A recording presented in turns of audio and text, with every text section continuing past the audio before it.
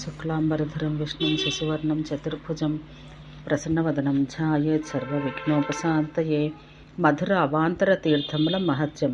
వరాహ భగవానుడు ఇట్లు చెప్పాను, ధారిణి పరమాత్ముడకు శివుడు ఈ మధురాపురిని నిరంతరం రక్షించుచుండును. ఆయన దర్శనమాత్రం చేతనే మధుర యొక్క పుణ్యఫలం సులభమగను. ప్రాచీన కాలంలో రుద్రుడు 1000 సంవత్సరాలు పూర్తి అగినంత వరకు నన్ను గురించిన కఠిన తపము నడిచెను.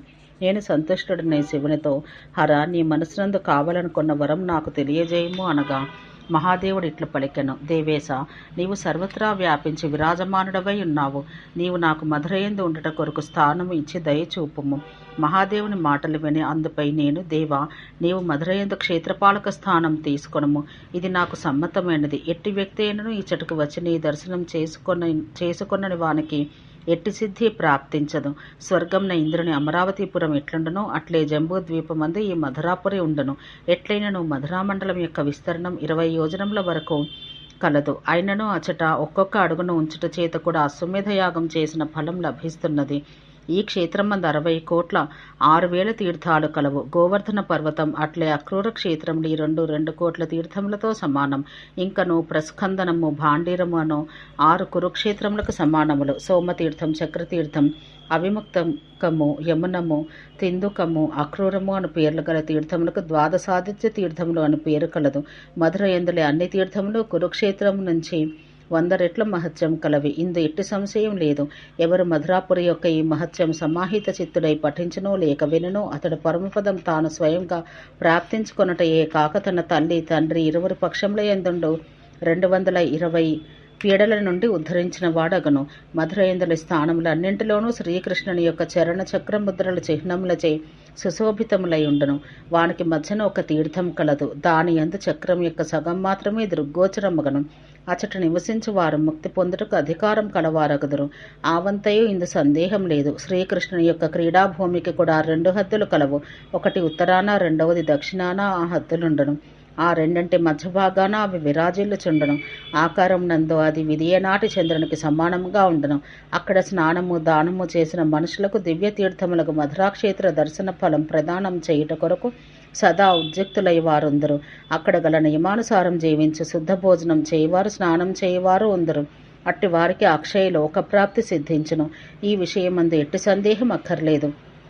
దక్షిణ కోటి నుంచి మొదలుపెట్టి ఉత్తర కోటిపై యాత్రా సమాప్తి చెయ్యాలి.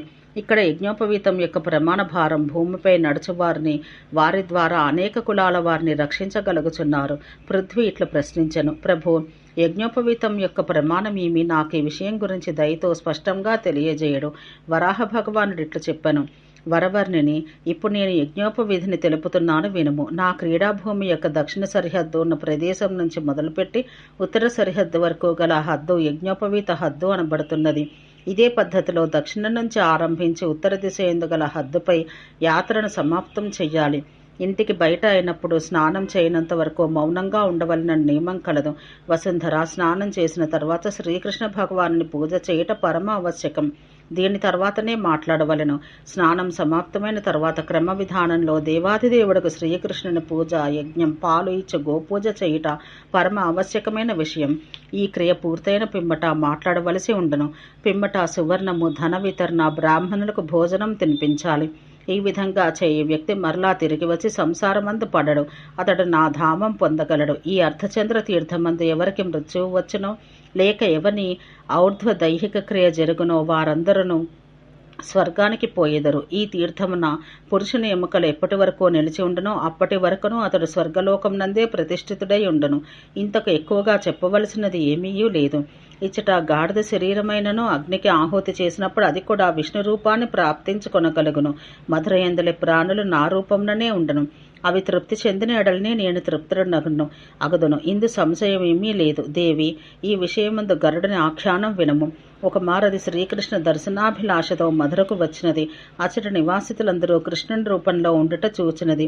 చివరిలో అది ఏదో విధంగా భగవంతుని వద్దకు పోయి ఆయన సుదీర్ఘంగా స్తుతించింది.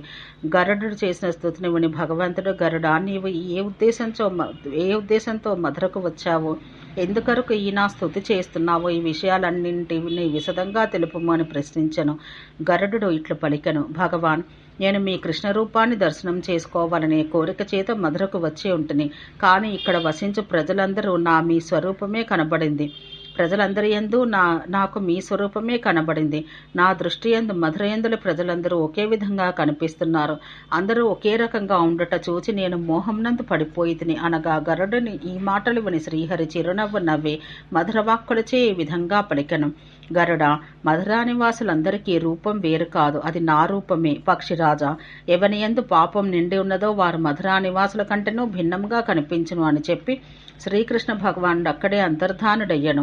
గరుడు కూడా అక్కడి నుంచి వైకుంఠానికి పోయెను. ఇచ్చట మరణించిన మనుషులు, పశువులు, పక్షులు వంటివే గాక తిర్యగ్యోనులగు కీటకములు, పక్షులు కూడా అన్ని 4 భుజములు గల విష్ణురూపం పొందును. ఇది సంపూర్ణంగా నిశ్చితమైన విషయం. దేవి ఇక్కడకు వచ్చి శ్రీకృష్ణుని భగవతి ఏకాంశ, ఆమె తల్లి యశోదాదేవి, అట్లే మహావిద్యేశ్వరి దేవుల యొక్క దర్శనం కూడా చేసుకుంటా ఆవశ్యకం.